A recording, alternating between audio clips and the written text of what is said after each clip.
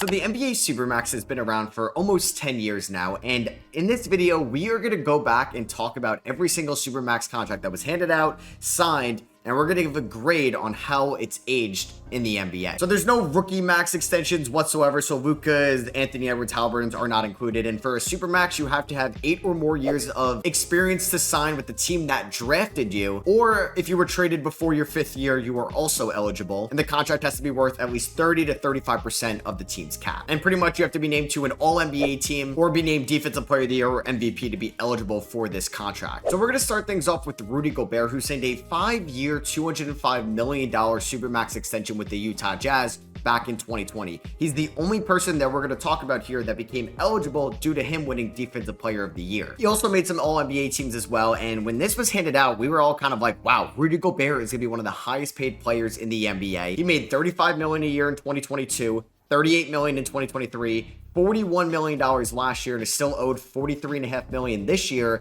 and has a player option for $46.5 million in 2026. Now, we obviously signed this with the Utah Jazz, but then was traded to Minnesota in 2022. I'm going to give this Supermax extension a B. I don't think it has become one of the worst contracts in the league. By the time Gobert is a free agent, there's a chance he's going to get another big contract. Now, some of the other guys we're going to talk about today ended up becoming some of the worst contracts in the league. So Rudy Gobert is far from being a terrible Supermax. The only reason why I don't have it in A, because he has won Defensive Player of the Year twice since he initially signed this extension and only once on the contract. It's because Rudy Gobert has a ceiling on what he could be for you in the playoffs. He's never going to be a number 1 or a number 2 on a championship team, or at least offensively. Last year was the closest we got with Minnesota. Now it's going to be interesting with him and Julius Randle in that front court. So I'm going to leave it at a B. So John Wall signed one of the first Supermax extensions when he signed a 4-year, $170 million contract with the Washington Wizards in 2017. And unfortunately, this is probably the worst Supermax ever handed out. It's going to be an F. So John Wall's contract went from $19 million in 2019 to $38 million in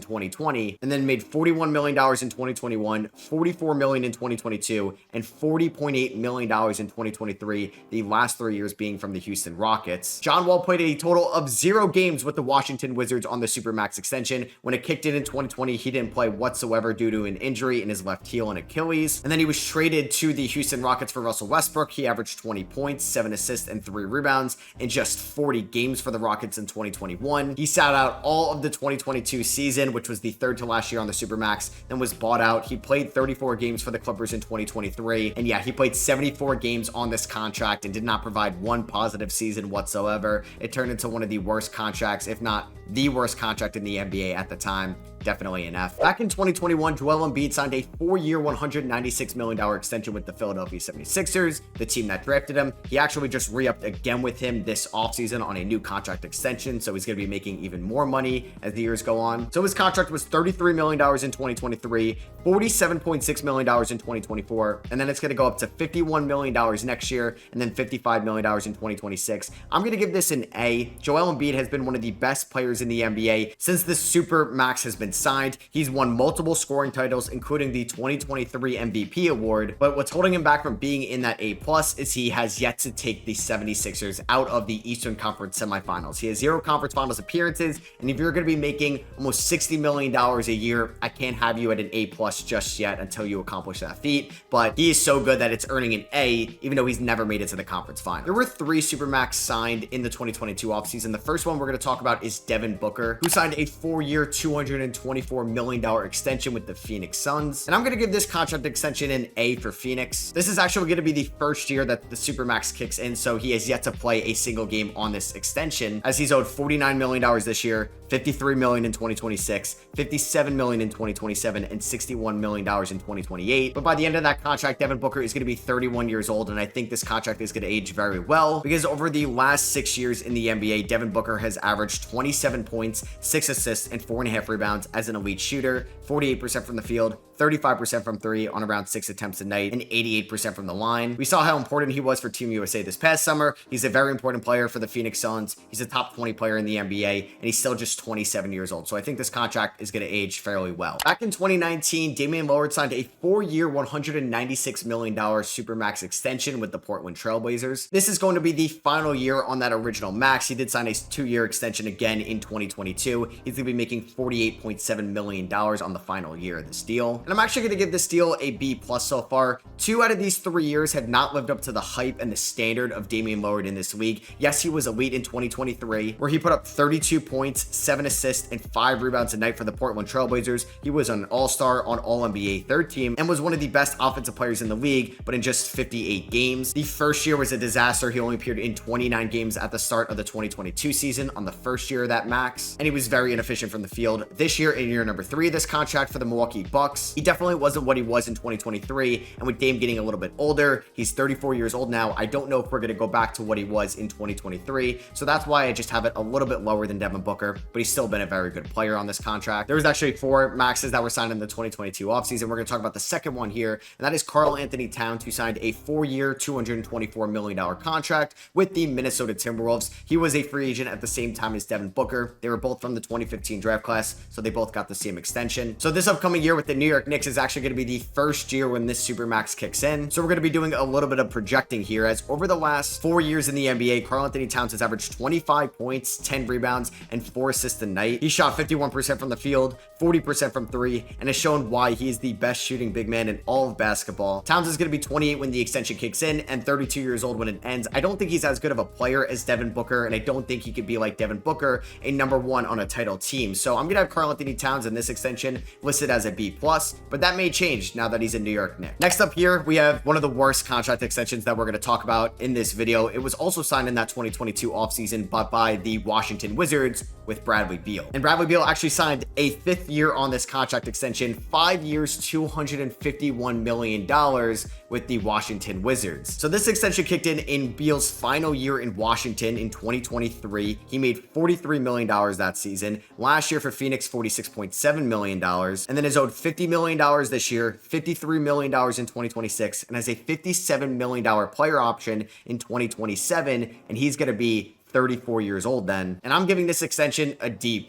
Yeah, it is not great that Devin Booker is one of the highest paid players in the NBA, in the top 10. And last year, he just averaged 18 points, 5 assists, and 4.5 rebounds a night. Now, he's still a good offensive player in this league, but for Phoenix, he's the number 3 option behind Devin Booker and Kevin Durant. And when you're paying your number 3 option over $50 million a year, that is not a recipe for success unless he was an all-world defender. And at this point in Bradley Beal's career, he is not. So this is going to be, and it still is, one of the worst contracts in the NBA, and will probably be till the end of this supermax ending. But when you compare it to the John Wall one, it is so much better, since John Wall rarely played on that extension. We're going to have our first A+ grade here, and that is going to be Nikola Jokic signing a 5-year, $270 million supermax extension in the 2022 offseason. Since Jokic won MVP, he was eligible for a little bit more money in this offseason. That's why he got paid more than Devin Booker, Bradley Beal, and Karl-Anthony Towns. Last year was the first year of this supermax kicking in, and he won MVP. He's going to be making $51 million this year, $55 million in 2026, $59 million in 2027, and $62 million player option in 2028. And I'm sure as we get closer to 2028, he's probably going to re-up with Denver on a new extension when he's into his 30s. But the year after this extension was signed, even though it didn't kick in yet, he ended up winning Finals MVP for Denver. And the first year of it kicking in, he won MVP for Denver last year. He's the best player in the NBA, in my opinion. That's why I'm giving it an A+. But we could be on a run of A+s here. We have Giannis Antetokounmpo, who signed a 5-year, $228 million supermax with the Milwaukee Bucks in 2020. And yes, Giannis will be joining Nikola Jokic as an A+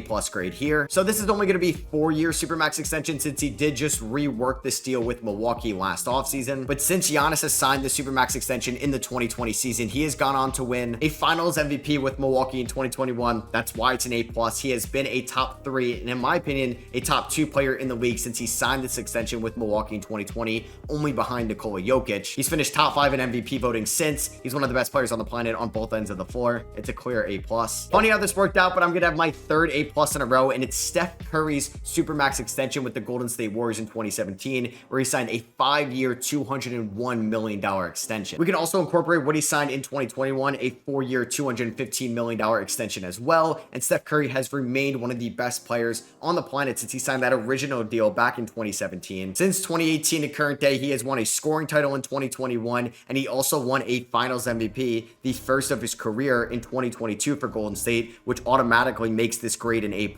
Multiple All-NBA finishes, multiple All-Star appearances, multiple top 5 MVP finishes as well. He's going to be making $55 million this year, $59 million next year, and even signed a 1-year deal with them again in 2027 to make over $60 million a year. He's been worth every penny to the Golden State Warriors franchise. Russell Westbrook signed a 5-year deal with the Oklahoma City Thunder in 2017, 1 year after Kevin Durant left them in free agency. And I'm going to give this 5-year, $205 million deal a C. So he signed this deal a couple months after he averaged a triple-double and won MVP in 2017. And over the course of this extension, over those 5 years, he averaged 21 points, 9 assists, and 8.5 rebounds a night. He shot 44% from the field and 29% from 3. In the first year of this, they lost in round number 1 against Portland when he was on the Oklahoma City Thunder in those 2019 playoffs. The following year in 2020, they lost in round number 2 to the LA Lakers when he got traded to Houston. And then that following offseason was traded to the Washington Wizards. He did average a triple-double, but they lost in round number 1 to the Philadelphia 76ers, and then was traded to the LA Lakers that offseason. They didn't even make it to the playoffs with the year with Russell Westbrook. He only made it to half of year number 2 with the Lakers in 2023, was traded to the Jazz, waived, and then obviously signed with the LA Clippers. And I just think Russell Westbrook is closer to Bradley Beal on this deal than he is to guys like Karl-Anthony Towns, Devin Booker, Nikola Jokic, and Giannis Antetokounmpo. I would say a little bit under half of this deal ended up being worth it. You could say maybe that 2020 season for Houston, even though they took a step back, going from CP3 to Russ. And yeah, he was good in the regular season for the Wizards in 2021, but it was worth a first-round exit. You can let me know if I'm being too harsh on Russ. It was definitely a tough one to grade. And I can't believe I'm lumping him into the Giannis, Jokic, Steph Curry A+ tier, but the Supermax that was signed last offseason, it's the most recent one, is going to get my last A+, and that is Jaylen Brown of the Boston Celtics. So the Supermax actually fully kicks in this year. Last year, he was playing on his last contract, so he hasn't played a single game on the Supermax yet, but it's already off to a great start. He won Finals MVP this season as a 27-year-old. I do think he's going to age very well on this contract, and that's why I'm giving it an A+, something only Steph, Giannis, and Jokic have done in this video. Win Finals MVP. I have to hold him into that tier because the Supermax has definitely been 100% worth it for the Boston Celtics so far. Jason Tatum also signed a Supermax with Boston here this offseason, 5 years, $314 million. That's an incomplete. We'll see what happens this season, even though it won't kick until the following season. I thought this was a really interesting video to look back on all these big deals that were signed in NBA history and how well they've aged or not. Let me know if you guys did enjoy by dropping a thumbs up, or just let me know in the comments if you didn't enjoy, or if you disagree or agree with any of my grades. Please let me know down below. Thank you all for watching again. I love you guys, and I'll catch you on the next one. Peace.